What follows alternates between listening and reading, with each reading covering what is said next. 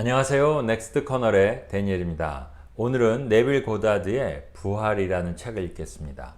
이 책 또한 저는 제가 아주 주관적으로 제가 읽고 싶은 부분만 골라서 편협적으로 읽으면서 읽는 중에 내용이 단어나 또는 내용이 제가 잘 이해가 안 되거나 어색하면은 제가 이해하기 쉬운 방법으로 읽고 중간중간에 때로 저에게 아주 매우 주관적인 내용 또한 포함되어 있음을 알려드리고 시작하겠습니다. 주어진 현실에 굴복하거나 세상의 외적인 모습에 기초해서 삶을 받아들이지 마십시오. 현실보다 더 높은 곳에 존재하는 믿음의 활동에 최고의 가치를 선언하고 세상 모든 것들을 믿음에 굴복시키십시오. 어떻게 그런 일을 할 수 있겠습니까? 비결은 자신을 내려놓는 것에 있습니다. 원하는 이상을 깊게 사랑하여 소망이 성취된 것 안에 자신을 정신적으로 내려놓아야 하고 또 새로운 상태 안에 머물며 더 이상 이전의 상태 안에서 살지 말아야만 합니다. 여러분이 사랑하지도 않는 것에 자신을 맡길 수는 없을 것입니다. 그래서 자아를 맡기는 것의 비밀은 사랑이 더해진 믿음입니다. 믿음은 믿을 수 없는 것을 믿는 것입니다. 믿음이 기억과 감각의 영역으로부터 영향을 공급받는다면 현재의 상태를 그대로 유지하게 됩니다. 하지만 여러분이 원하는 모습을 상상하게 되면 상상력은 광활한 환상의 꿈들로부터 자신의 세상을 만들며 여러분의 인생을 창조적으로 변형시킵니다. 만약 여러분이 믿음 속의 형상과 하나가 된다면 창조적으로 변형한다는 것이 무엇인지 알게 될 것이고 소망을 실현하게 될 것이며 또한 여러분은 행복하게 될 것입니다.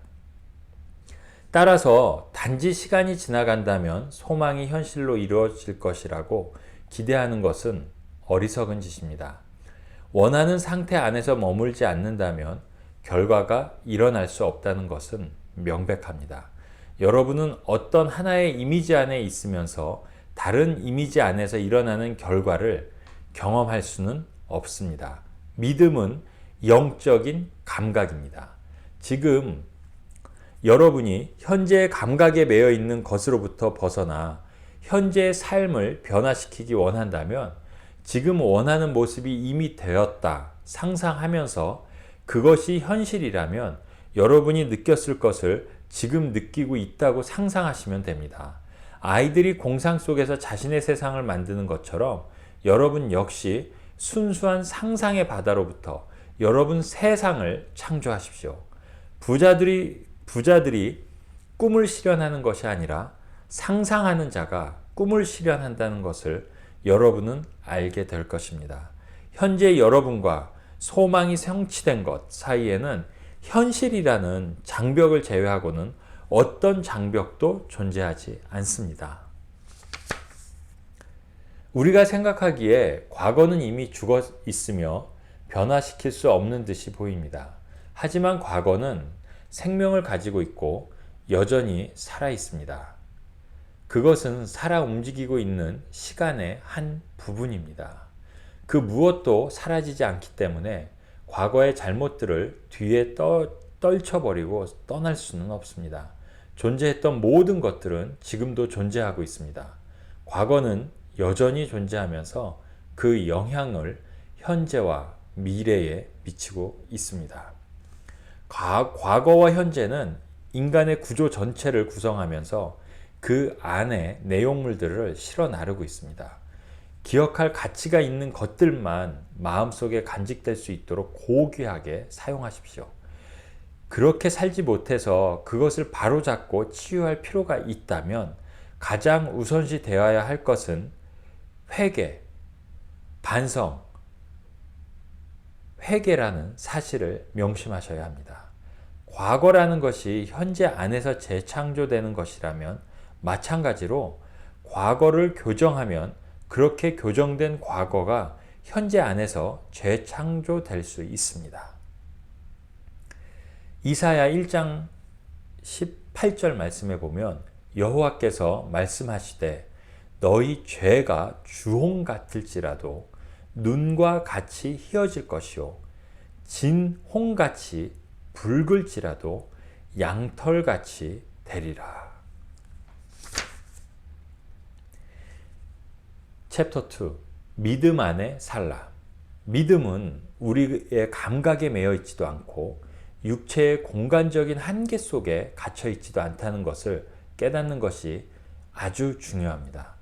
인간은 자신의 육체가 움직이는 것에 따라 공간 속에서 움직이지만 여러분은 그런 한계에 사로잡혀 있을 필요가 없습니다. 우리의 시선을 묶어 놓고 있는 현실이 아무리 실제처럼 보이더라도 우리는 한 번도 본 적이 없는 것을 앞에 놓인 것처럼 볼 수 있어야 합니다. 사물을 지금 있는 그대로의 모습으로 보는 것에서 벗어나 사물이 존재해야 하는 모습으로 마음속 시선을 옮기는 능력은 인류가 이룩한 가장 위대한 발명입니다.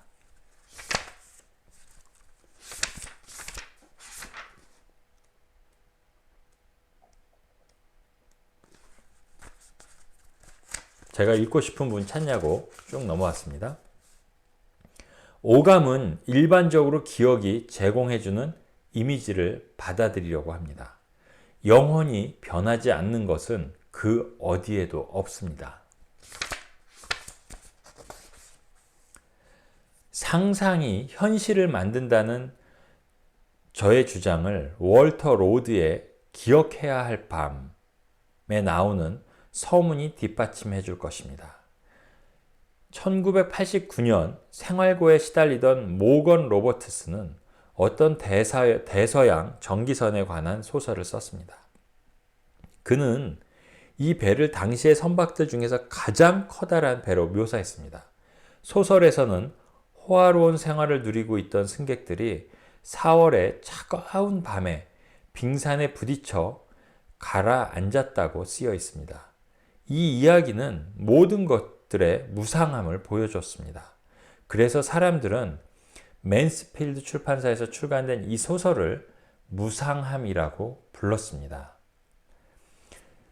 그 후 1912년 4월 19일 로버트슨의 소설이 쓰여진 지 14년 후 영국 선박 회사에서 이 배는 사우샘프턴에서 뉴욕으로 가는 첫 항해를 시작했습니다.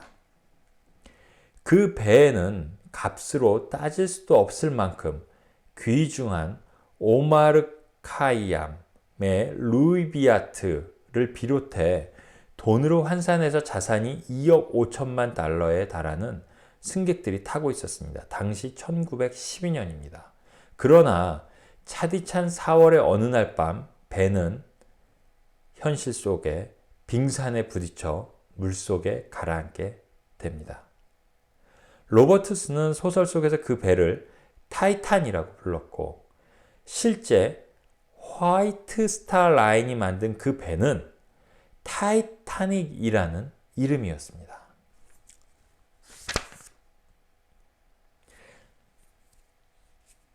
상상이 풍부한 작가들은 자신이 보는 세상의 모습을 전달하지 않고 그 모습을 만들어낸 그들의 마음, 상상의 상태를 전달합니다. 의식의 상태를 전달합니다. 캔서린 맨스필드가 죽기 얼마 전에 자신의 친구 오레지에게 편지를 썼습니다. 이렇게 썼다고 합니다. 사람들마다 사물을 대하는 다양한 마음 태도가 있는 것만큼 사물에 대한 다양한 모습들이 존재하는 것 같다. 그리고 그 주변의 상황들은 마음의 태도와 함께 변해가지. 우리가 마음의 태도를 바꾼다면 삶을 바라보는 자세가 달라질 뿐만 아니라 삶 그 자체도 변하게 될 거야. 내가 삶에 대한 창조적 태도라고 부르는 것은 삶에 대한 마음의 태도를 새롭게 하는 것을 말해. 라고 죽기 얼마 전 친구에게 편지를 썼다고 합니다. 네, 첫 부분은 쭉 넘어가겠습니다. 그리고 또 제가 읽고 싶은 부분, 그리고 읽으면서 아주 저에게 감명을 줬던 부분들을 형광펜으로 칠해놓은 부분이 있습니다. 그 부분을 읽겠습니다. 우리를 에워싸고 있는 현실이라는 고정적인 것이 우리를 얽매이게 해서는 안 됩니다. 우리를 에워싸고 있는 현실이라는 고정적인 것이 우리를 얽어매게 해서는 안 됩니다. 다시 한번 읽겠습니다. 우리를 에워싸고 있는 현실이라는 고정적인 것이 우리를 얽어매게 해서는 안 됩니다.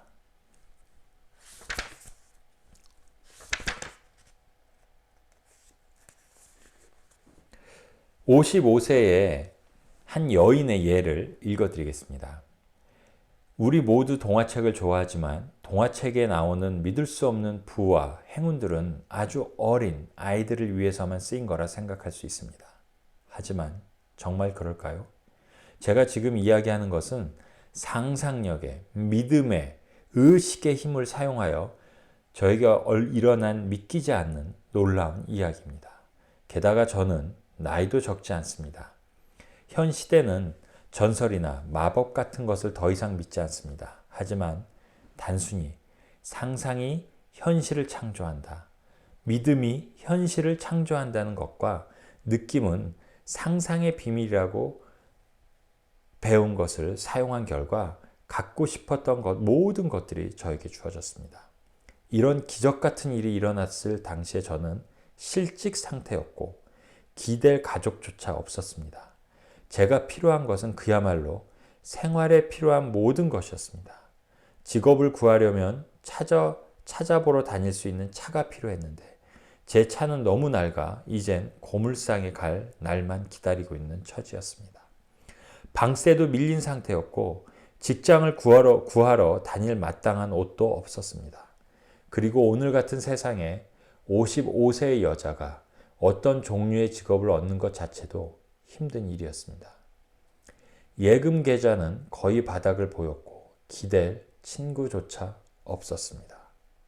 이런 막막하고 낙심한 55세의 여인이 믿고 상상하고 이미 확신된 현실이 된 관점에서 느끼고 감정을 그 안에 푹 빠지고 느끼고 만족했을 때 이 여자가 수억만 달러의 부자가 됐다는 예입니다.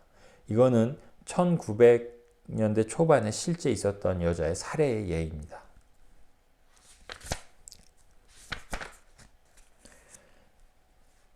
기계같이 있는 그대로 반응하기만 하는 감각의 체계를 넘을 수 있는 능력은 인간이 찾아낼 수 있는 가장 위대한 발견이었습니다. 이것은 마음의 구조를 바꾼다면 환경들을 우리가 원하는 방향으로 만들어낼 수 있는 힘을 가진 상상의 주체로서 인간을 드러냅니다.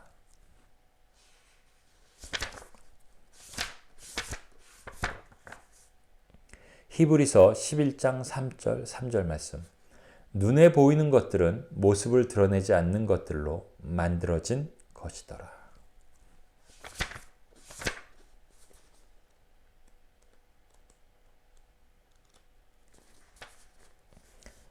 세속적인 사람은 고린도전서 2장 14절 말씀입니다.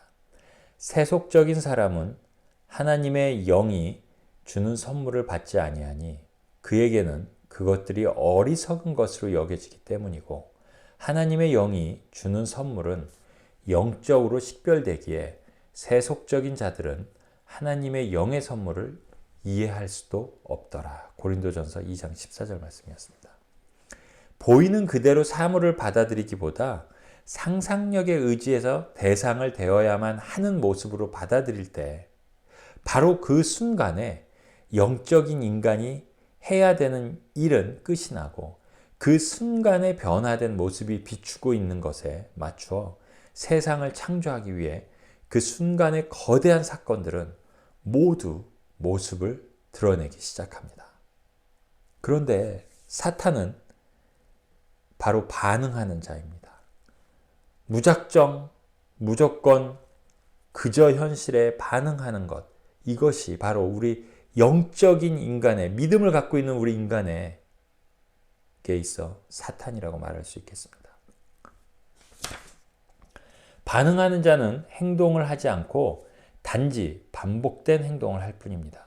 따라서 우리의 마음이 지금 일어나고 있는 일들에 반응하기만 한다면 우리가 바로 사탄의 일을 하고 있는 것이 아닐까요?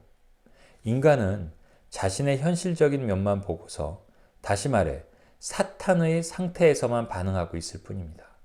그는 진취적인 행동을 하거나 창조를 하지 않고 계속해서 같은 행동만을 반복하면서 되풀이되는 창조만을 하고 있습니다. 여러분 놀랍지 않습니까? 이런 관점?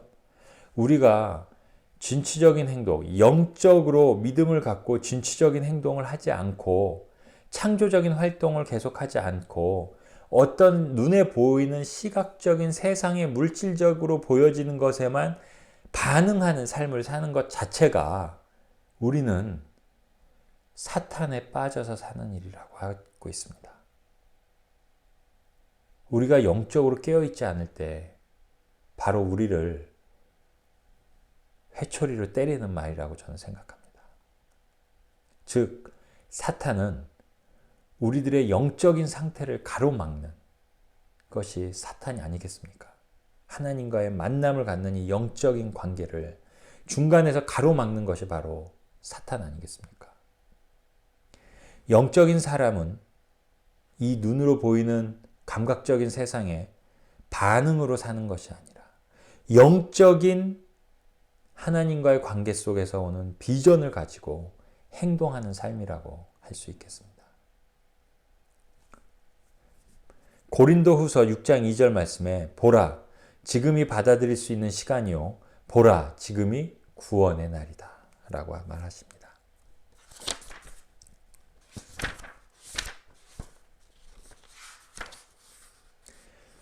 제가 아주 좋아하는 부분이 나왔습니다. 기도의, 믿음의 기도입니다. 공허하게 말만 반복하는 것은 기도와 관계가 없습니다. 기도가 이루어지기 위해서는 마음의 고요함과 평화가 필요합니다. 기도는 하나님과 나의 영과 그 신비한 비밀 속에서 이루어집니다. 기도의 핵심은 믿음입니다. 현재의식과 잠재의식. 우리가 기도할 때 우리의 기도를 계속 방해하는 것이 무엇입니까?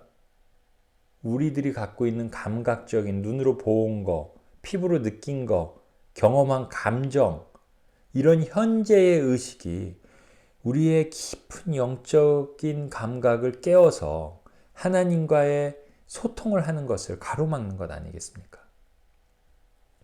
이것이 바로 사탄 아니고 무엇이겠습니까, 여러분? 여러분이 우리가 죄를 짓고 잘못하고 거짓말하고 훔치고 이런 것 말고도 우리의 영을 가로막는, 현재의 눈에, 여러분의 눈과 귀와 입을 가로막아 버리는 이 현재의 것들, 물질 세상의 것들, 눈에만 보여서 반응하는 이것이 바로 현재 의식, 우리를 가로막는 것들 아니겠습니까? 의식이 가지고 있는 두 가지 측면에 대해 명확한 이해는 진정한 기도를 이루는 기초가 됩니다. 의식은 현재의식이라는 얼굴과 잠재의식이라는 얼굴을 가지고 있습니다.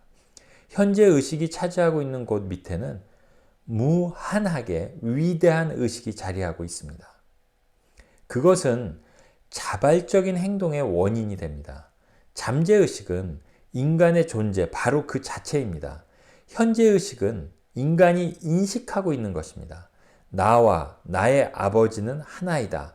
나의 아버지는 나보다 더 위대하시니 현재의식과 잠재의식은 하나입니다. 하지만 잠재의식은 현재의식보다 더 위대합니다. 나는 스스로 아무것도 할 수 없고 내 안에 아버지가 그 일을 하시더라. 현재의식을 말하는 나는 아무것도 할 수 없고 잠재의식을 말하는 아버지가 일을 합니다. 잠재의식, 그 안에서는 모든 것들을 알 수 있고 잠재의식 안에서는 모든 것들이 가능하며 모든 것들이 잠재의식으로 가고 모든 것들이 잠재의식으로부터 나오고 잠재의식은 모든 것에 속하고 모든 것들은 잠재의식과 다 있습니다. 기도는 이 무한한 창고를 여는 열쇠입니다. 현재의식은 보고 경험하고 교육받은 것을 토대로 판단합니다. 그렇게 우리의 이성은 오감과 외적인 것들에 의존해서 판단하기 때문에 우리가 이성을 거부하는 것들에 믿음을 유지한다는 것이 어렵다는 것을 우리는 알고 있습니다. 잠재적인 마음은 세상의 생명을 불어넣어 활동하게 만드는 편재하는 의식입니다. 그 마음은 생명을 불어넣는 영입니다. 모든 실상 안에는 유일한 영혼, 바로 잠재적인 마음이 있습니다. 불멸의 잠재적인 마음은 모든 창조물을 통해 흐르고 있습니다. 우리의 행동들의 원인은 외부 인간의 몫이 아니라 바로 내부 인간의 몫이라고 말해야 할 것입니다. 잠재의식은 텔레파시를 통해서 자신의 마음에서 다른 이의 마음으로 생각을 보낼 수 있습니다. 우리가 이 세상의 환경과 조건들을 창조하고자 할 때 유일하게 필요한 마음의 재능은 믿음과 상상력, 이 상상력의 믿음입니다. 상대방은 반드시 기도하는 사람의 내면에서 이루어진 명령을 받아들여 외부의 세상 속의 모습을 드러낼 것입니다. 우리가 텔레파시를 통해 다른 이와 즉각적으로 교류할 수 있습니다. 교류할 수 있다는 사실은 기초적인 의식의 법칙이라고 할 수 있습니다. 정신적인 교류를 하기 위해 원하는 상대방을 정신적으로 불러내는 것입니다.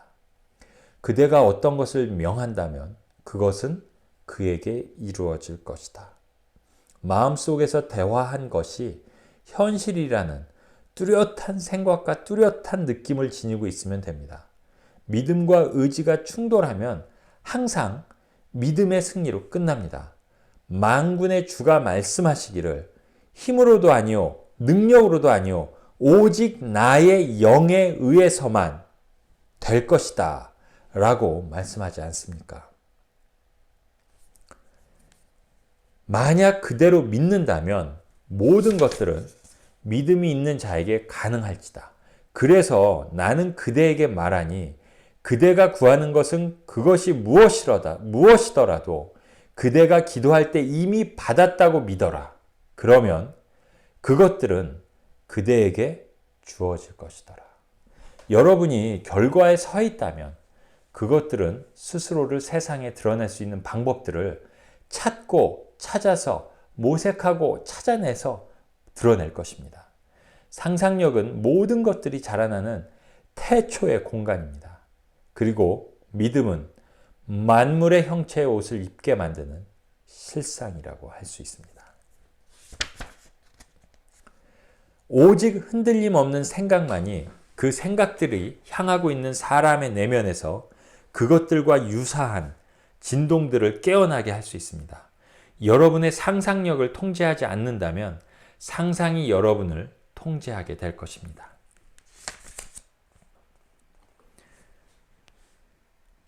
상대방이 건강한 것을 마음속에 그렸고 상대방이 건강하다는 말을 듣는 것을 상상했습니다.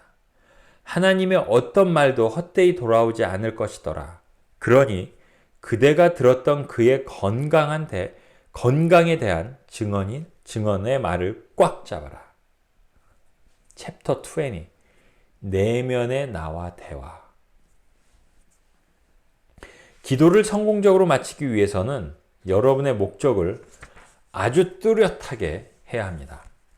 여러분이 구하기 전에 무엇을 원하든지 알아야 합니다. 마음속에서 이미 가졌다는 느낌을 갖기 전에 여러분이 해야 할 일은 여러분이 지금 무엇을 원하는지를 명확하게 아는 것입니다. 기도는 소망이 성취된 느낌입니다.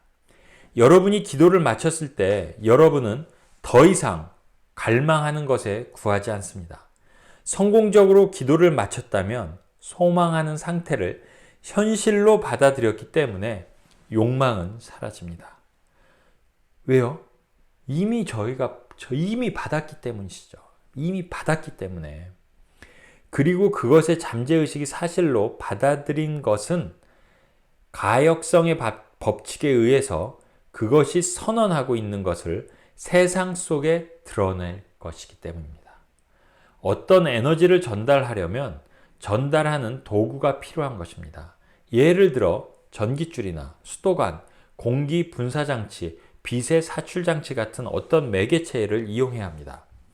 영상이나 음성을 빛을 통해 전송하는 것을 생각해 보면 치유의 목적으로 정신적인 말씀을 전달하는 것을 쉽게 이해할 수 있을 것입니다.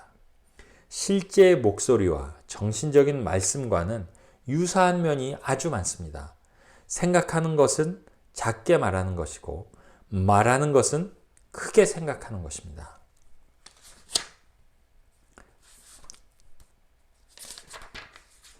어떤 사람을 변화시키기 위해서는 그에 대한 여러분의 관념을 변화시켜서 그 사람이 원하는 모습으로 이미 변화돼 있다고 믿어야만 합니다. 와, 이거 끝내줍니다. 우리가 누군가를 변화시키려고 많이 노력을 하잖아요. 그런데 그 사람이 변화라고 자꾸 우리가 뭔가 주입하려고 하지 말라는 거예요. 그 사람이 이미 변했다고 내가 믿고 그 사람을 대해주는 것입니다. 이게 진정한 그 사람을 위한, 한 영혼을 위한 우리의 나부터의 변화가 아니겠습니까? 내면의 말, 다시 말해 잠재의식에서 사실로 받아들인 것은 그 말이 선언하고 있는 것을 깨웁니다. 그것들은 생명을 얻어 움직일 것입니다. 그러나 내면의 말이 목표를 완수했을 때 상대방에게는 새롭게 변화된 의식 안에서 살 것입니다. 아니면 이전의 의식 상태로 돌아가 살 것인가에 대한 선택의 문제를 고스란히 남겨놓은 채 말은 사라져버립니다. 모든 창조물은 인간의 내부에 이미 완벽하게 존재하고 있기 때문에 우리 인간에게 더해져야 할 것은 없습니다. 누가복음 17장 21절 말씀을 보면 하늘나라의 왕국은 너희 안에 있으리니 하늘나라로부터 주어지지 않는다면 인간은 아무것도 받을 수 없느니라. 여러분의 내면에서는 상대방이 건강하다는 선언을 합니다. 그런데 상대방의 의식 안에 건강에 대한 분위기가 없다면 여러분의 선언은 그 사람 안에서 건강의 진동을 깨어나게 할 수 없습니다. 여러분이 다른 이들에게 무언가를 주는 것이 아닙니다. 사실은 그 사람 안에 잠들어 있는 것을 여러분이 일깨워 부활시키는 것뿐입니다.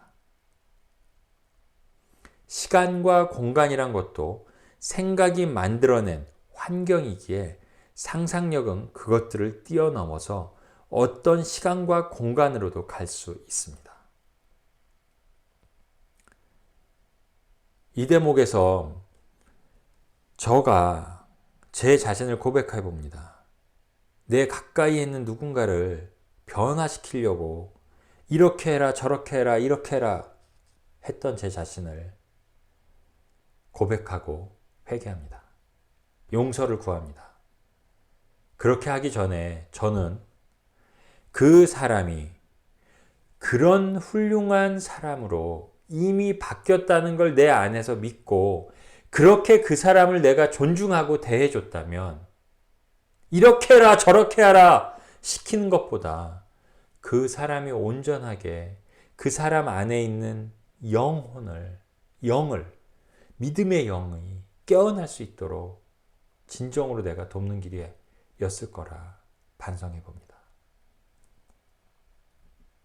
육체적으로는 수천 마일 떨어져 있더라도 여러분이 원하는 곳에 마치 지금 있는 것처럼 정신적으로 거주할 수 있습니다. 의식은 만물의 근원이며 유일한 실체입니다. 세상 만물은 하나의 실체가 다르게 진동하는 것에 불과합니다. 그 실체는 믿음에 의해 변화되는 의식입니다. 인간인 나는 영으로부터 왔고 인간인 나는 영으로 돌아갑니다. 그렇지 않습니까, 여러분? 하나님께서 영을 내 몸에 부어 넣어 주셔서 영혼과 몸을 가지고 우리는 이 땅에 존재하는데 죽음을 맞는 그 순간 몸은 이 땅에 내려놓고 땅속에 묻히고 영만 하나님과 함께 떠나가는 것 아니겠습니까? 영으로 와서 영으로 간다라는 말입니다. 인간인 나는 영으로부터 왔고 인간인 나는 영으로 돌아갑니다. 모든 상태들은 의식 안에 존재하고 믿음에 의해서 객관적인 실체로 깨어납니다. 우리가 멀리 떨어져 있는 사람에게 하나의 내적인 인상을 전해주지 못하고 멀리 떨어져 있는 곳을 이곳으로 만들어내지 못하는 이유는 공간을 하나의 장애물로 내 스스로 인식하는 습관 때문입니다.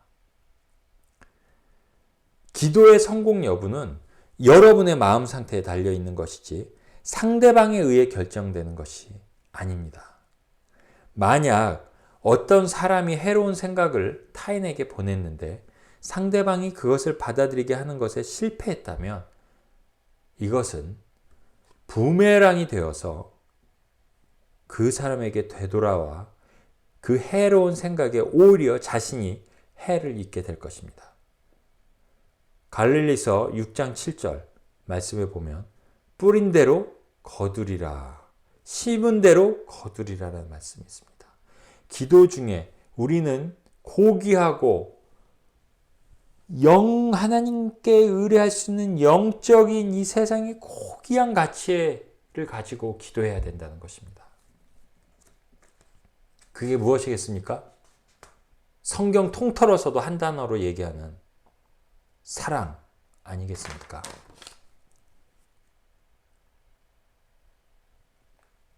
생명력 넘치는 이 우주 안에 인간의 마음, 그 바깥에는 힘을 행사할 수 있는 것이 아무것도 존재하지 않습니다. 인간의 마음, 그 바깥에는 힘을 행사할 수 있는 것이 아무것도 존재하지 않습니다. 모든 일에든지 사랑스러우며 모든 일에든지 좋은 평판을 얻고 만일 무슨 덕이 있거든 무슨 칭찬이 있으면 이런 것에 대해서 생각해라.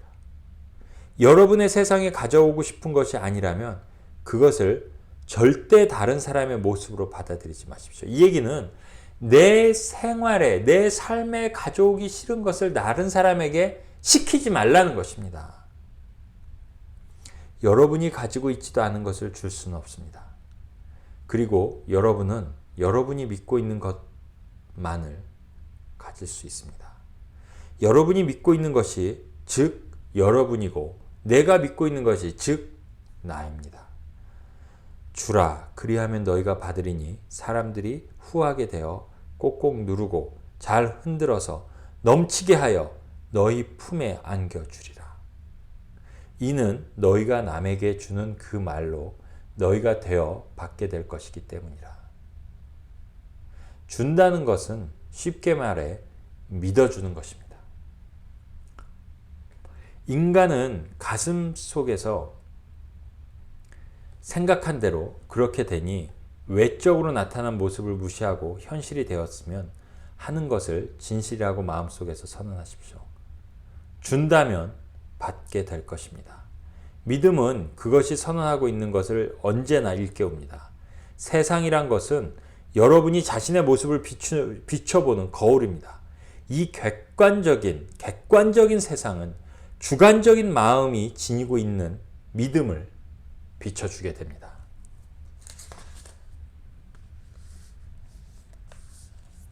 요한복음 1장 14절 그 말씀은 육신을 입으니 와 이건 진짜 어마어마합니다. 말씀이 어디서 나옵니까? 하나님의 영에서 나오는 말씀 아닙니까? 그 말씀을 입어 말씀은 육신을 입는다고 합니다. 내 영이 하나님과 교제를 하고 하나님과 만나서 내 마음에 빛이 들어와 밝아지는 그 순간 나의 마음과 나의 하나님의 말씀이 내 안에 들어와 육신, 물질적인 것이 만들어진다는 것입니다.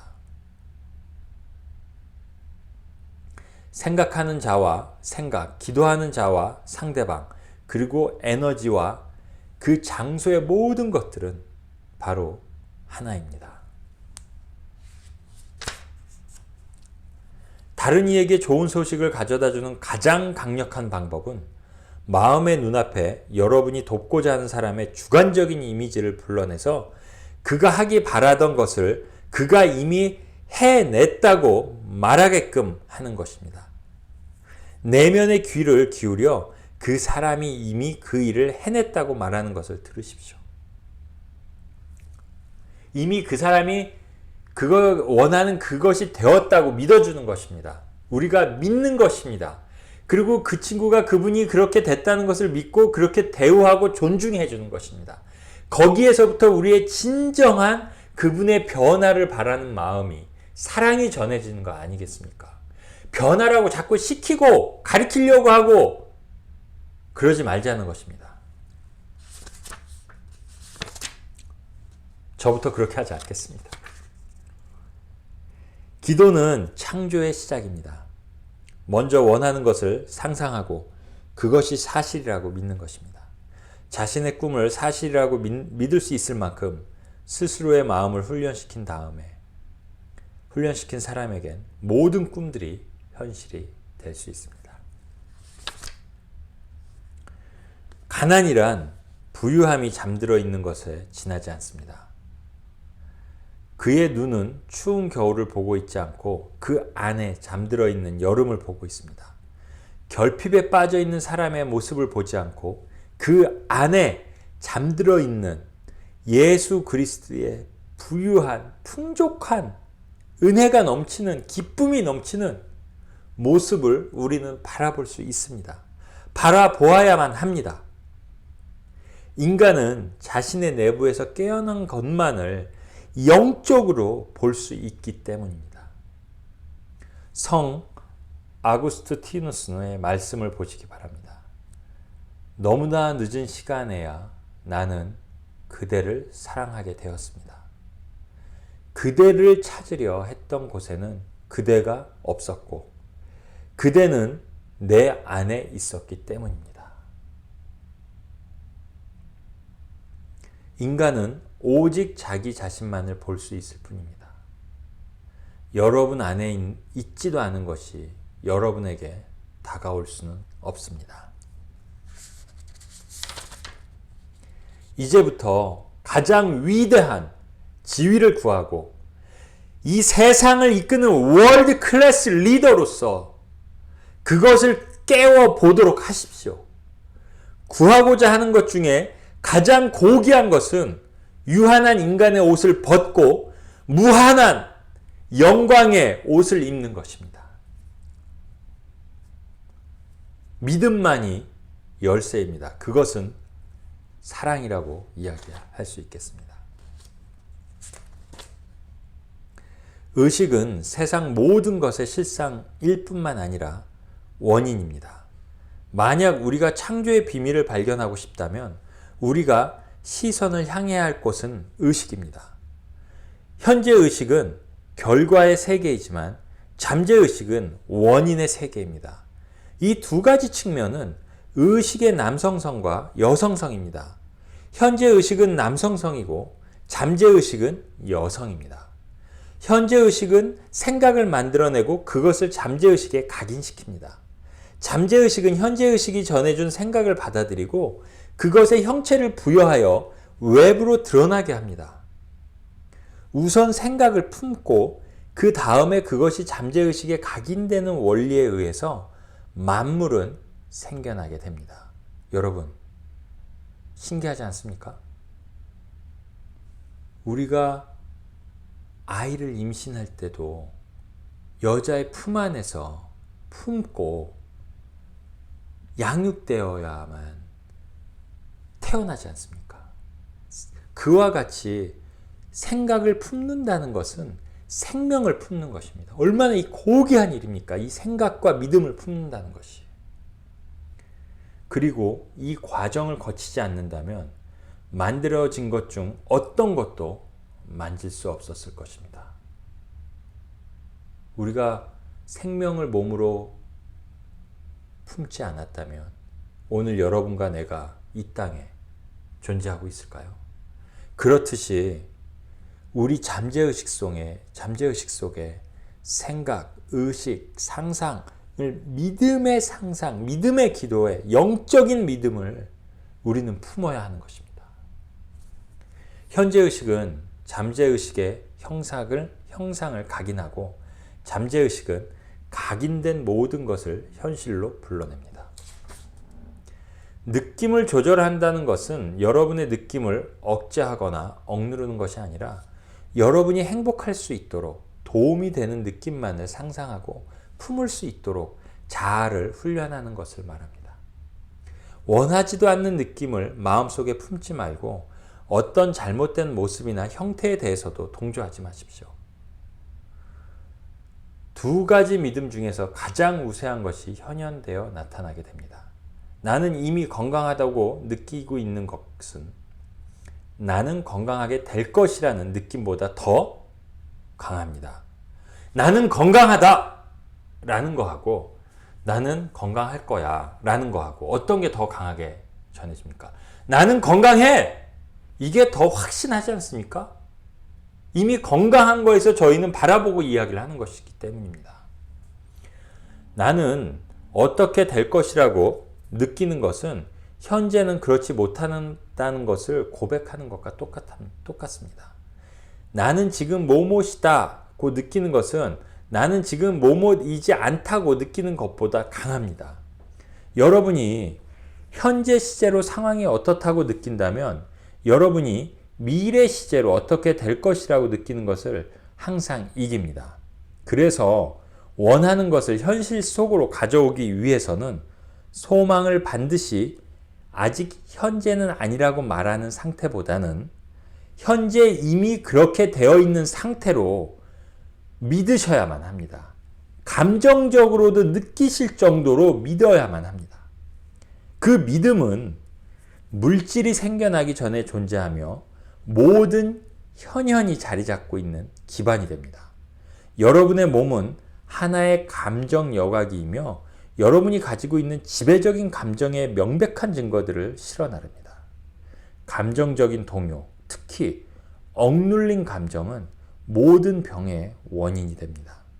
소리를 내는 등의 어떤 식으로든 감정을 표출하지 못하고 잘못된 감정을 깊게 느낀다면 몸과 환경 모두의 병이 시작되게 됩니다. 믿음이란 것은 사실이라고 선언한 것에 잠재의식이 동의하는 것입니다. 잠재의식이 갖고 있는 이런 특성 때문에 인간에게는 불가능이 존재하지 않습니다. 우리의 마음이 사실로 품을 수 있고 느낄 수 있는 것은 그것이 무엇이더라도 잠재의식은 형체를 부여할 수 있고 반드시 그렇게 될 것이기 때문입니다. 잠재의식에 어떤 인상이 각인된다면 잠재의식은 그것을 표현할 방법을 찾기 시작합니다. 잠재의식은 그것에 각인된 여러분의 느낌을 사실로 받아들여 외적인 세상, 즉 객관적인 세상의 그 느낌과 정확히 닮은 형상을 즉각적으로 생산하기 시작합니다. 여러분의 목적을 명확하게 만들려면 오직 여러분이 원하는 목표에만 신경을 써야만 합니다. 결과가 어떤 방법을 통해서 나타날지 아니면 그것을 이루는 데 있어서 어떤 난관이 있을지에 대해서 생각하지도 마십시오. 생각할 필요도 없고 생각해서도 안 됩니다. 만약 어려움이나 장애 또는 소망이 이루어진 데 걸리는 시간이 얼마나 걸릴 것인지에 대해 생각한다면 잠재의식은 그 주어진 대로 받아들이는 성질이기 때문에 여러분이 요청한 생각한 어려움과 장애물의 느낌을 있는 그대로 사실로 받아들여서 그것들을 외부 세상에 보내게 되고 세상, 물질 세상 속에서 드러나게 되는 것입니다. 한마디로 잠재의식은 창조의 자궁입니다.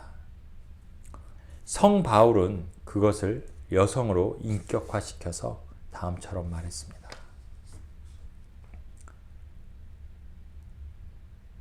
바울이 이것은 하나의 거대한 신비이다 라고 고백을 했습니다.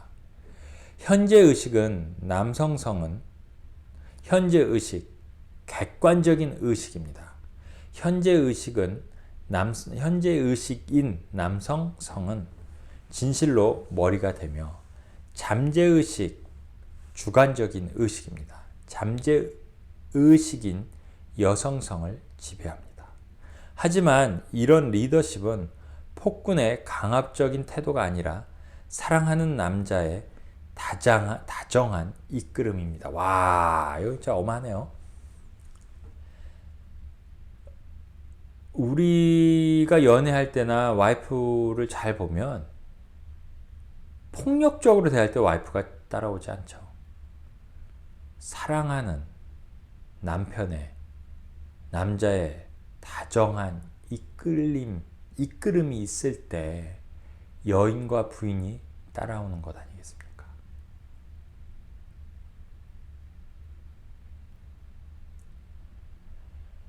세상이 이렇기 때문에 나는 이런 느낌을 가졌다고 변명하는 편이 더 쉽습니다.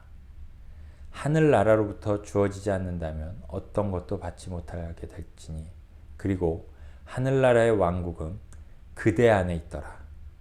어떤 것도 외부에서 주어지는 것은 없습니다. 모든 것들은 안쪽인 잠재의식으로부터 주어집니다. 여러분의 의식 안에 존재하지도 않는 것을 여러분이 볼 수는 없습니다. 각인된 인상들의 변화가 생기면 외부 세상에도 변화가 찾아옵니다. 여러분이 이미 원하는 모습이 되었다고 느끼지 못하고 바깥에서 구하고 있다면 헛된 수고를 하는 것입니다. 가진 자에게 그것을 주어질 것이더라. 가진 자에게 그것은 주어질 것이더라. 여러분이 이루어야 하는 가장 높은 성취는 생각과 느낌과 마음과 상상과 믿음으로 비전을 받아 믿음으로 이런 것들을 통제하고 믿음으로 선언하는 것입니다. 여러분 내적인 것들을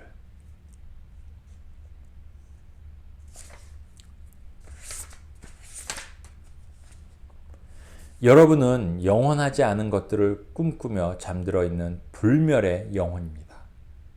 와, 여러분 이 대목 잘 들어봐 주세요.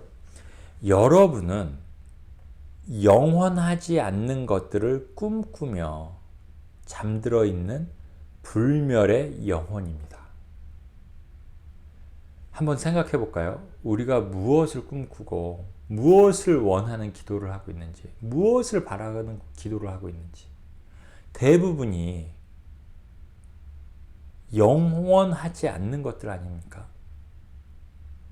대부분 의식주에 속하는 거 아닐까요?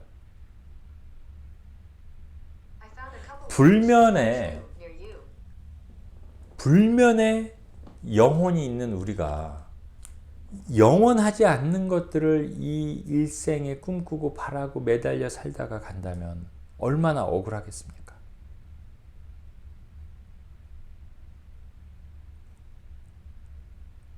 의식 안에서, 믿음 안에서는 어떤 불가능도 없다는 것을 깨닫고 과거의 경험을 넘어서 있는 것들을 상상하기 시작하십시오. 인간의 마음속에 품을 수 있는 것은 그것이 무엇이더라도 현실로 불러올 수 있습니다. 어떤 객관적인, 눈에 보이는 객관적인 상태들도 처음에는 눈에 보이지 않는 주관적인 상태였다는 것을 우리는 명심해야 합니다.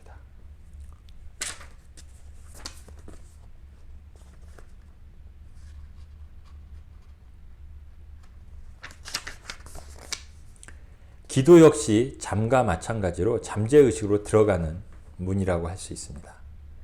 그대가 그대의 방으로 들어갔을 때, 그리고 그대가 그대의 문을 닫았을 때 비밀 속에 계시는 그대의 아버지에게 기도하라. 그러면 은밀하고 비밀 속에 계시는 아버지께서 그대에게 아낌없이 보상할 것이다. 기도는 여러분이 어떤 것을 바라는 것이 아니라 여러분이 원하는 것을 받으려면 어떻게 준비하느냐에 대한 방법입니다. 그대가 구하는 것이 무엇이라도 그대는 그대가 이미 그것들을 받았다고 믿어라. 그러면 그대는 그것들을 받게 될지라. 마태복음 11장 24절 말씀이었습니다. 그대가 구하는 것이 무엇이라도 그대는 그대가 이미 그것을 받았다고 믿어라. 그러면 그대는 그것들을 받게 될 것이다. 마태복음, 아니 마가복음 11장 24절 말씀입니다. 우리에게 유일하게 필요한 조건은 바로 기도가 이미 실현되었다고 믿는 것입니다. 와, 오늘부터 우리는 기도할 때 이미 실현되어 있고 이미 그분께서 주신 것을 믿고 감사하는 기도를 드려야 될 것입니다. 그렇게 바꿔서 기도를 시작하십시오. 저도 그렇게 연습을 하고 있습니다. 나는 하고 싶지만 할 수 없다는 마음 상태에 있다면 여러분은 더 열심히 하려고 해도 소망에 따를 수 없습니다. 여러분이 원하는 것을 끌어당기는 것이 결코 아니기 때문입니다. 오히려 여러분이 사실이라고 인식하는 것만을 항상 끌어올 뿐입니다. 믿음의 기도는 여러분이 원하는 존재가 되었고 이미 되었고 원하는 것을 이미 가지고 있다는 믿음을 받아들이는 것입니다. 소망을 하나의 성취된 사실로 성공적으로 받아들이기 위해서 여러분은 우선 수동적인 상태가 되어야 합니다. 이런 수동적인 상태를 만드는 쉬운 방법은 안락의자나 침대에 편안하게 긴장을 푸는 것입니다. 만약 침대에 누웠다면 여러분의 몸과 머리를 평평하게 일자로 눕히고는 눈을 감고 자신이 잠이 온다고 상상합니다. 느끼십시오. 나는 졸린다. 나는 정말 졸린다. 나는 정말 매우 졸린다. 조금 있으면 나른하게 되고 아득한 느낌과 움직이고 싶은 욕망이 모두 상실된 느낌이 여러분을 감싸게 됩니다. 여러분이 다른 상황에서는 느껴본 적이 없는 유쾌하고 안정된 편안함이 느껴져서 여러분의 자세를 바꿀 생각이 들지 않습니다. 이런 수동적인 상태에 놓이게 될 때 여러분은 여러분의 소망이 이미 현실화되었다고 상상하십시오. 여러분이 필요로 하고 바랄 수 있는 모든 것들은 이미 여러분의 것입니다. 그것을 여러분에게 갖다 줄 사람도 필요하지 않습니다. 그것은 이미 여러분의 것이기 때문입니다. 소망이 이루어졌다는 것을 상상하고 믿고 느껴서 마음속에 간직했던 소망을 현실이라는 무대로 가져 나오십시오. 여러분이 기도의 상태에서 마치 한 편의 연극에서 중간의 과정들은 어떻게 이루어졌는지는 모르지만 행복하고 좋은 결과를 본 것과 같을 것입니다. 어쨌든 그 연극은 형편없는 이야기가 전개되었다고 하더라도 연극의 결말을 받고 그 결말은 완벽하고 행복했다는 것을 알고는 고요함과 확고함을 유지할 것입니다. 마태복음 13장 12절 말씀. 가진 자에게 주어질 것이고 가지지 못한 자는 빼앗길 것이더라. 와, 이게 무슨 말씀이겠습니까? 뭘 가졌다는 것입니까? 우리가 직관적으로 객관적으로 생각하면 가졌다 하면 뭡니까? 돈? 아니겠습니까? 그러면 내가 돈이 없으면 돈 있는 사람한테 돈을 뺏긴다. 이렇게 생각할 거 아닙니까? 저도 그렇게 생각해 왔습니다. 그런데 그게 아니라 가진 자에게 줄 것이고 가지지 못한 자는 뺏길 것이라는 것은 내 마음속에 믿음이 있냐 없냐 이겁니다. 이걸 가지고 있냐 안 가지고 있냐. 내 믿음 속에 믿음을 가지고 있다면 믿음을 갖지 못하고 있는 자는 믿음을 가지고 있는 자에게 올 것이라는 것입니다. 그 사람을 돕게 될 거라는 것이죠. 창세기 1장 26절, 27절 말씀입니다. 그래서 하나님이 그의 형상에 따라 그를 만드셨고 즉 하나님의 형상을 따라 그를 만드셨더라. 이 얘기가 뭐냐? 우리는 하나님의 형상을 따라 만들어진 고귀한 존귀한 존재라는 것입니다. 그러니까 우리가 생명이 태어나면 그렇게 기뻐하고 백일잔치하고 돌잔치하고 생일날이면 우리들이 축하해주고 선물 사가지고 가서 선물 주고 축하하고 노래 불러주고 이러지 않습니까?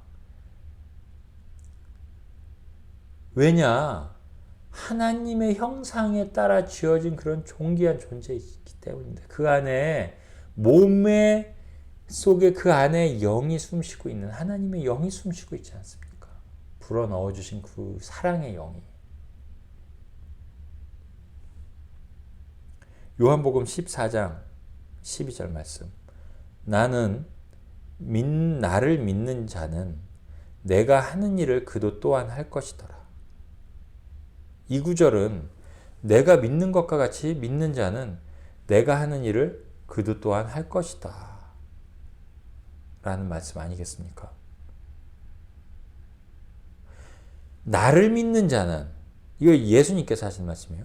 나를 믿는 자는 내가 하는 일을 너도 똑같이 할 수 있다, 하게 될 것이다 라고 말씀을 해주지 않습니까? 왜냐? 창세기 1장에서 말씀해 주신 것처럼 하나님의 형상을 따라 지음받은 나이기 때문에 하나님은 누구십니까? 뭐라고 합니까? 하나님은 영이다. 하나님은 사랑이라고 하지 않습니까? 그 영이 나에게도 있는 것입니다, 여러분. 나와 여러분에게 있는 것입니다. 궁극적인 행복을 얻기 위해서는 삶의 방향을 제시해 줄 수 있고 실제로 경험할 수 있는 원리를 찾아야만 합니다.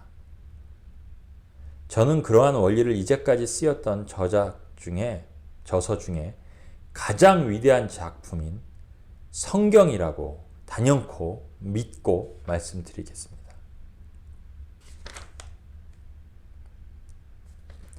제가 겪은 신비로운 이해의 방법을 통해 이 책의 구약과 신약의 이야기들 안에 똑같이 담겨있는 진리를 보게 되었습니다. 그것을 간단하게 요약해보면 영은 만물의 근원이자 유일한 실체이며 영은 스피릿, 하나님께서 부어주신 영은 원인이고 외부의 모습을 드러낸 것은 결과라는 것입니다.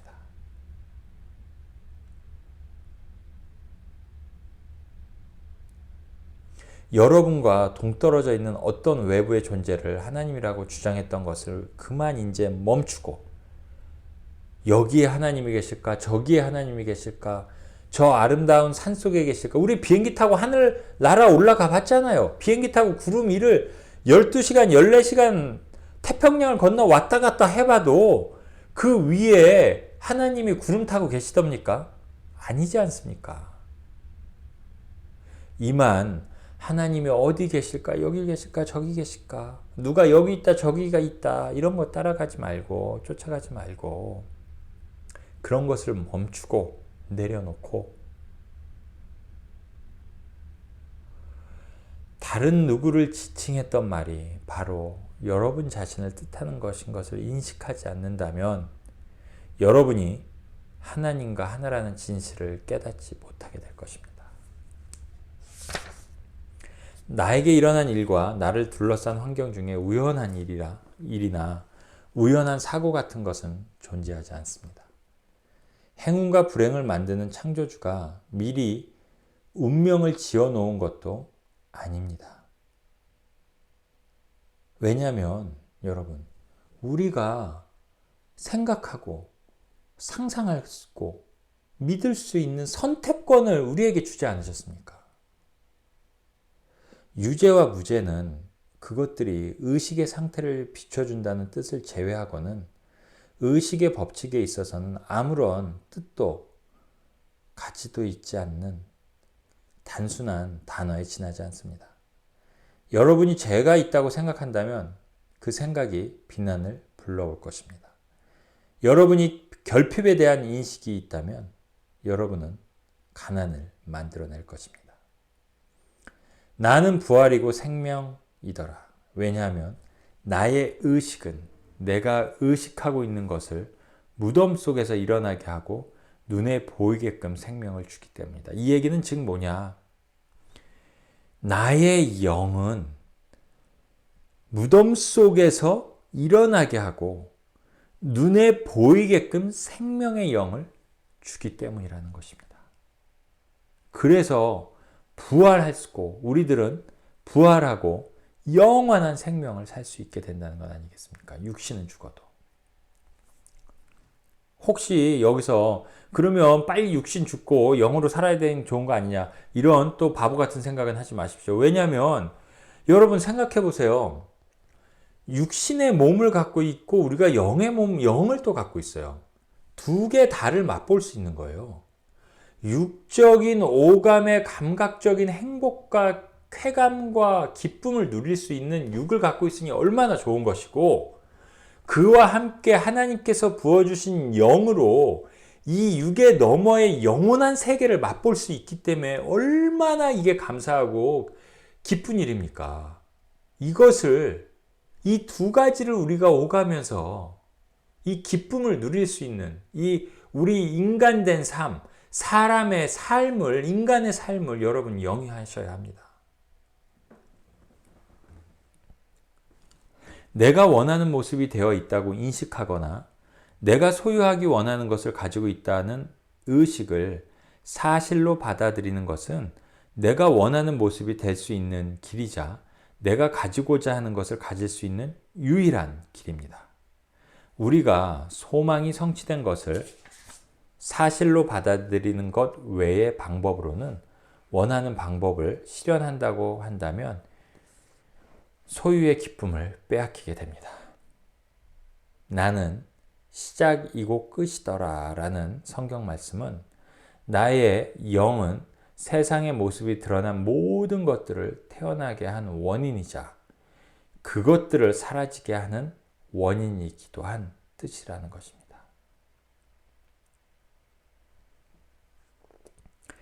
여러분은 여러분의 아버지인 하나님에게 강도짓을 하지 마십시오. 여러분 하나님 아버지에게 강도짓 하는 게 뭐겠습니까? 그동안 누구한테 거짓말하고 누구 돈 훔치고 이게 강도짓이라고 생각했다면 오늘부터, 지금부터 저와 함께 하나님께 강도짓하고 도덕질하는 짓을 조금 바꿔 생각해 봅시다. 그것은 바로 여러분과 내 속에 있는 영을 하나님과 만날 수 있도록 기도하지 않는 것입니다. 왜냐하면요, 하나님께서 이미 여러분과 나에게 주셨는데 그것을 감옥 속에 내 마음의 새 창살 안에 가둬두고 있기 때문입니다. 얼마나 가슴 아픈 일입니까? 그 마음의 영을 하나님과 믿음을 갖고 그 영의 빛이 내 마음에 들어와서 내 마음이 밝게 빛나서 어둠을 물리치시고 영생의 삶을, 지금 몸의 삶을, 육신의 삶을 살고 있는 지금 오늘 이 순간부터 그 영원 불면의 삶을 느끼시고 영위하십시오. 그러면서 육체적인 오감의 기쁨도 느끼시고요. 얼마나 좋습니까?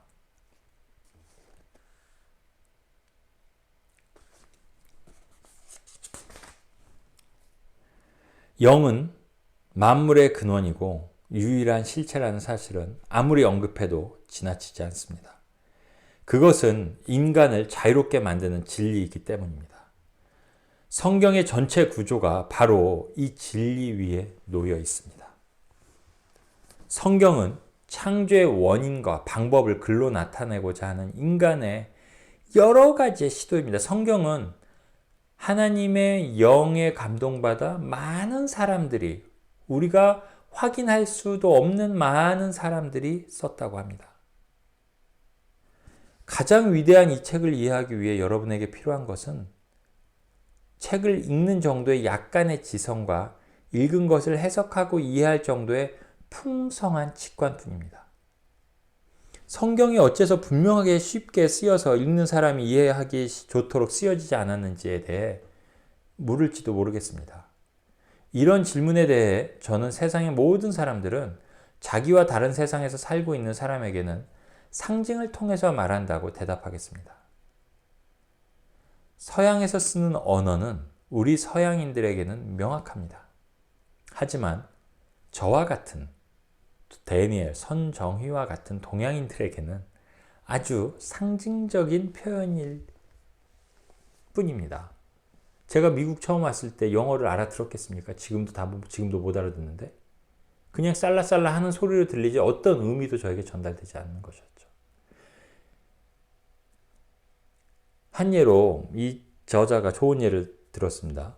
미국에서는 은행은 파산 상태다. 이 은행은 파산 상태야! 라고 말할 때 표현을 on the rocks 라고 표현한다고 합니다. 근데 우리 동양 사람들은 이것을 은행의 파산과 같은 뜻으로 이해하지 않고 믿음과 견고함의 상징으로 우리는 받아들이게 됩니다. 우리 집을 반석 위에 짓는다고 하지 않습니까? 락 이렇게. 성경의 메시지를 진실로 이해하기 위해서는 성경이란 것이 동양적인 사고방식에 의해 쓰여졌기 때문에 서양적인 사고방식을 통해 문자 그대로 취할 수 없다는 것을 이해해야 합니다. 여러분, 여기서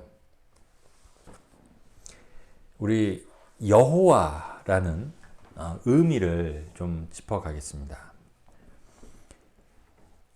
만약 여러분이 성경의 비밀을 풀려고 한다면 처음으로 이해할 것은 우리에게 여호와라고 알려진 창조자를 지칭하는 상징적인 이름의 뜻입니다. 여호와라는 이름은 히브리어인 욤, 해, 바, 해라는 네 가지 문자로 이루어져 있습니다. 여호와라는 상징적으로 한글로 표현한 여호와라는 한글은 히브리어로는 욤, 해, 바, 해라는 네 글자로 이루어져 있다고 합니다. 창조의 비밀이 이 네 개의 문자 안에 고스란히 담겨 있습니다. 첫 번째 문자인 욤은 욕이 아닙니다. 욤은 절대적인 상태, 즉 조건, 지워지지 않는 의식을 나타냅니다. 히브리어의 첫 글자였던 욤은 지워지지 않는 의식, 영의 세계를 나타낸다고 합니다. 그것은 경계가 없는 의식의 지각이고 영의 모든 창조물 또는 모든 조건, 지워지지 않는 의식의 상태들이 나오는 총체적인 것을 의미한다고 합니다. 두 번째 문자인 해는 독생자, 하나의 마음 속에 하나의 상태를 나타냅니다. 즉, 하나를 상징합니다. 하나의 뚜렷한 내적인 상태 또는 명확한 상태를 나타내는 것입니다. 바로 유일신이신 독생자 예수 그리스도를 나타내는 것이라 하겠습니다. 세 번째 단어인 바는 소망하고 있는 의식인 생각하는 자를 소망하는 상태인 관념과 하나로 통합하고 하나로 묶어서 생각하는 자와 관념이 하나가 되는 행위를 상징합니다. 하나의 정신적인 상태를 단단히 고정시키는 것, 원하는 모습으로 자신을 선언하는 것, 여러분의 지금 여러분의 모습을 생각했던 존재의 이미 되었다는 사실을 여러분 자신에게 각인시키는 것, 바의 작용입니다. 즉 바는 소망하는 것이 이미 이루어졌다는 확신, 믿음, 이루어진 상태에서 바라보는 관점인 것입니다. 네 번째 문자인 해는 이렇게 내적으로 일치가 이루어진 것이 바깥 세상으로 형체가 드러나는 것을 말합니다. 이제 이게 세상의 물질 세계에 우리가 객관적으로 오감으로 느낄 수 있는 물질 세계로 드러나기 시작하는 것이 바로 네 번째 단어, 문자인 해라는 것입니다. 다르게 표현해 보면 내부의 의식 상태는 외부 세계와 인간을 내부 의식 상태를 따라 창조합니다. 그래서 마지막 문자인 해는 내면의 상태인 첫 번째 문자인 욤, 두 번째 문자인 해, 세 번째 문자인 바, 내면의 상태인 이 세 문자에 대한 증거를 외부 세상에 실어 나르는 역할을 하는 것입니다. 지금 눈에 보이는 세상이란 내면의 의식 상태가 갖추고 있는 형상과 모습이 드러난 것입니다. 이 세상은 어떤 일도 스스로 할 수 없습니다. 여기에서 제가 한 가지 나누고 싶습니다. 왜 이 세상은 스스로 어떤 일도 할 수 없느냐? 저는 이걸 확고하게 믿습니다. 왜냐하면 모든 물질 세상은요, 죽어 있기 때문입니다. 여러분 생각해 보세요. 지금 제 앞에 컴퓨터 모니터와 책상과 딱딱한 나무 서랍과 그리고 시드락으로 되어 있는 벽이 있습니다. 여기에 생명력이 있습니까? 내가 사용하고 의미를 부여하기 전까지는요, 생명력이 없어요. 그리고 만약에 내가 이거를 다 버려놓고 떠나가잖아요? 그러면 이게 뭡니까? 그냥 플라스틱 덩어리, 고철 덩어리, 벽 덩어리인 겁니다. 더 구체적으로 여러분들 집에서 사람이 안 살고 사람이 떠나가잖아요. 그럼 뭐라고 그래요? 그게 오래되고 먼지가 쌓이고 비가 새기 시작하고 풀들이 막 무성해지면 뭐예요? 폐가라고 하지 않습니까? 물질의 세상은요, 이미 죽어있는 세상이에요. 그런데 그 세상 속에 우리의 몸에 영이 들어와서 이 몸을, 우리가 생명력 있는 이 몸을 통해서 영에서부터 이 몸으로 행동을 하게 되면 우리가 의미를 부여해주기 시작하고 사용하기 시작하면서 뭐가 됩니까? 이 물질 세계는 역동성과 생명력을 갖게 되는 것이죠. 그래서 움직이고 활동하기 시작하게 되는 것입니다. 그 시작이 어디입니까? 바로 나와 여러분들의 몸 속에, 내적인 사람 속에 있는 그 마음 아닙니까? 마음은 어디서 옵니까? 영에서 오지 않습니까? 바로 그 영이 어디입니까? 하나님께서 부어주신 여러분들의 영. 다시 말씀드리겠습니다. 그 영을 감옥 속에 가두지 마시고 마음 속에 끌어내셔야 됩니다. 내적 세계에. 여러분의 어두운 마음이 있다면 그곳에 영의 빛을 비춰서 어둠을 물리치셔야 됩니다. 어둠을 물리치겠다고 무릎 꿇고 벽을 치고 기도하고 울고 그러지 마시고, 울어도 좋습니다. 기뻐서. 하지만 여러분이 믿고 있는 하나님의 영을, 내 안에 이미 부어주신 영을 믿으면, 그 영이 빛으로 내 마음을 비추면 어둠과 싸우지 않고 어둠은 그냥 물러나게 돼 있는 것입니다. 그랬을 때 말씀을 선포하고 나아가면 이 물질 세상, 죽어있는 물질 세상에 여러분들이 생명을 불어넣게 된다는 것 아닙니까? 이 얼마나 익사이링하고 우리가 이 지구에 살고 있다는 것이 얼마나 감사한 일입니까, 여러분? 여러분들에겐 사명이 있습니다. 여러분 각가지 삶 속에 생명력을 불어넣는, 이 죽어있는 물질 세상에 생명을 불어넣어야 하는 여러분들의 해야 할 일이 있습니다. 그리고 하나님이 말씀하시되 우리의 모습을 따라 우리의 형상 안에서 인간을 만들라. 우리 즉 욤, 해, 바가 우리의 형상 안에서, 즉 우리의 내면의 상태 안에서 객관적인 실체를 만들어내게 하라는 말씀입니다. 영은 만물의 근원이고 유일한 실체라는 것을 아는 것은 성경을 이해하는 기초가 될 것입니다. 성경의 이야기들은 자신이 만들어 놓은 모든 창조물로부터 해방되는 하나의 공식을 상징적인 언어로 인간에게 보여주며 창조의 비밀을 밝혀준 것입니다. 이것이 여호와라는 이름에 담겨 있는 진정한 뜻입니다.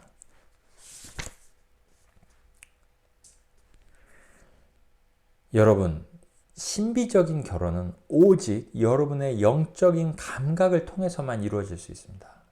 와, 이거 제가 조금 이렇게 응용해서 제가 그냥 읽고 싶은 대로 읽은 대목이에요.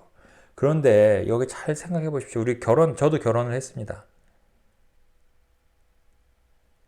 결혼이라는 것이 신비한 결합인데 거기에 우리가 영적인 교감이 부부간에 없다면 뭐 영까지 가기 전에 감정적인 사랑하는 그 감정적인 그 교감이 없다면 이게 동물적인 결합체인 것 뿐이지 않습니까? 그래서 내적인 사람과 우리 외적인 사람이 신비적인 결혼이라고 여기서 표현하고 있는 것입니다. 저자가 그렇게 표현했을 것이라고 저는 생각합니다. 보이지 않는 것을 느끼는 능력, 즉 느낌을 통해서 하나의 정신적인 상태를 현실로 만드는 능력, 눈에 보이지 않는 상태를 눈에 보이게 하는 능력, 그것이 바로 말씀의 육신의 옷을 입게 하는 창조의 비밀이 그 안에 있지 않습니까? 이제 여러분이 갖고 싶거나 세상에 드러내고 싶은 것에 의미와 이름을 붙이십시오. 즉, 여러분의 목표를 명확하게 하십시오. 아주 뚜렷해진 목표를 지닌 채 눈을 감고 여러분이 이미 현실에 가지고 있다고 믿고 느끼고 선포하십시오. 혹은 현실에서 원하는 모습이 이미 되었다고 느끼셔야 합니다. 영의 비밀과 보이지 않는 상태를 보이는 상태로 불러내는 비밀은 이삭의 이야기에도 잘 나와 있습니다. 여러분이 우리 성경에 보면 이삭이 죽기 전에 자신의 첫째 아들인 에서에게 축복을 내려주는 그 대목입니다. 그 대목을 이 저자는 어떻게 표현했냐? 눈먼 아버지, 그러니까 나이가 들어서 이제 눈이 멀기 시작해서 눈이 안 보인 거죠. 그래서 눈먼 아버지인 이삭은 아브라함, 그 이삭은 여러분의 존재가 지니고 있는 인식을 말합니다. 털이 많은 아들에게 객관적으로, 그러니까 털이 많은 아들이 누구였냐면 장자였잖아요. 그래서 장자권을 주겠다고 축복해 주겠다고 하는데 아버지가 이 객관적인 눈으로 보이지 않는 거예요. 그래갖고 장자에게 주고 싶은데 그 동생이 와서 장자권을 이렇게 슬쩍 해갔다는 거 아니겠습니까? 그러니까 이 대목은 뭐냐면 눈에 보이는 것에 우리가 현혹되면 안 된다는 것입니다. 믿음의 영적인 눈으로 바라보고 선언하고 확언해야 된다는 것입니다.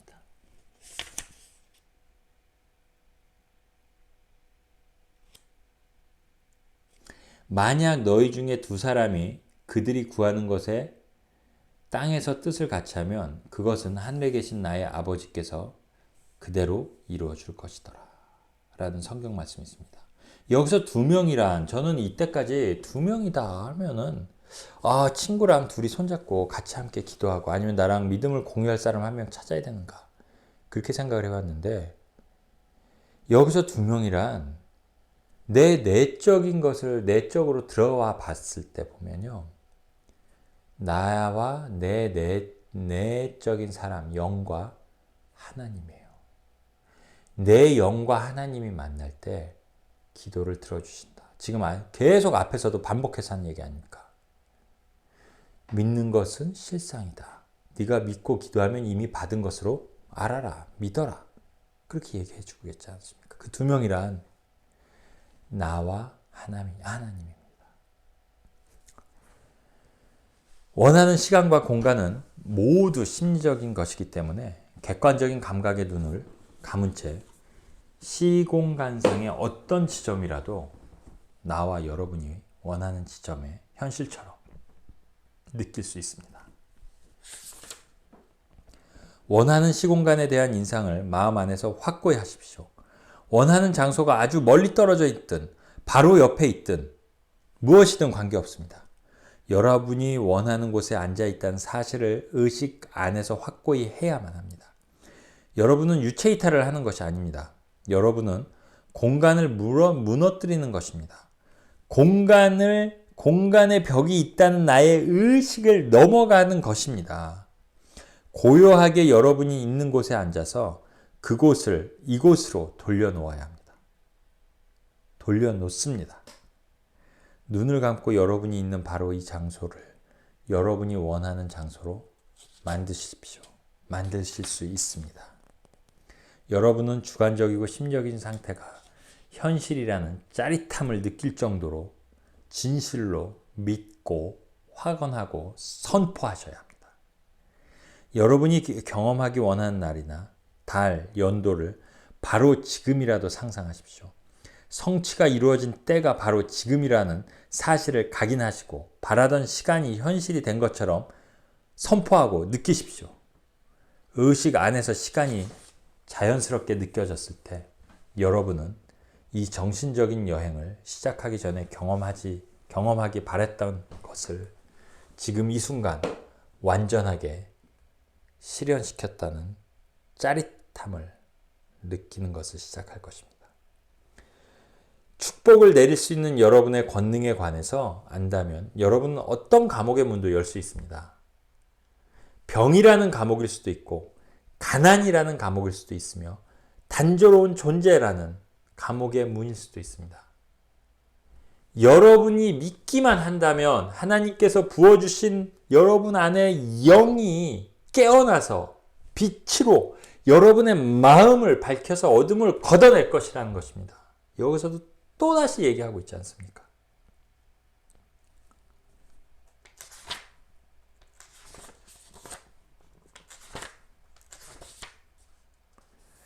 레위기 14장에 나오는 나병 환자를 고치는 공식은 신비주의자의 눈을 통해 봤을 때 가장 커다란 지침이 될 수 있습니다. 여기에 나오는 공식을 이용하면 인간 세상에서 나타날 수 있는 어떤 질병도 그것이 육체적인 것이든 정신적인 것이든 재정적인 것이든 사회적인 것, 윤리적인 것에 상관없이 모두 치료될 수 있다는 것입니다. 이것은 바로 영적인 믿음의 세계상에서부터 시작될 수 있는 일이고 거기서부터 시작될 수밖에 없는 일인 것이죠. 첫 번째 새는 여러분이 현재 외부로 드러내고 있는 여러분 스스로에 대한 관념입니다.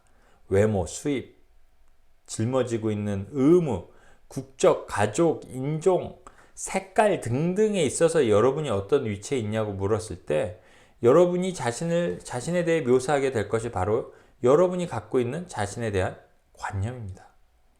두 번째 새는 여러분이 어떤 위치에 있느냐고 묻는 이전의 질문에 대해 자신이 소망하는 것에 기초해서 대답하는 것을 말합니다.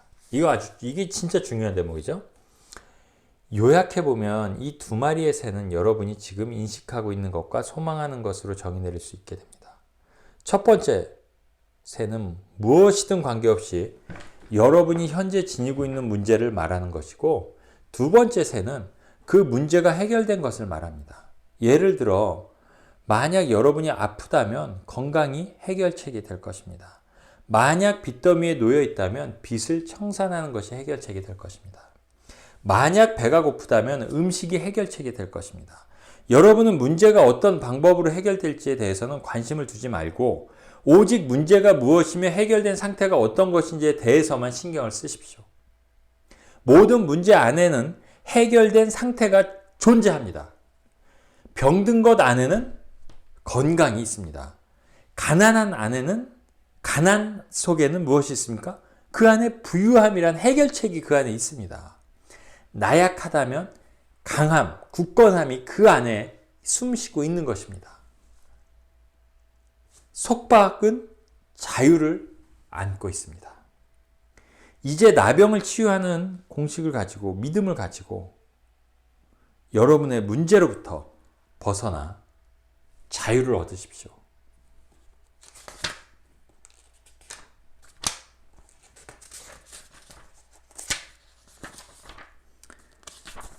네, 여기까지 읽겠습니다. 감사합니다.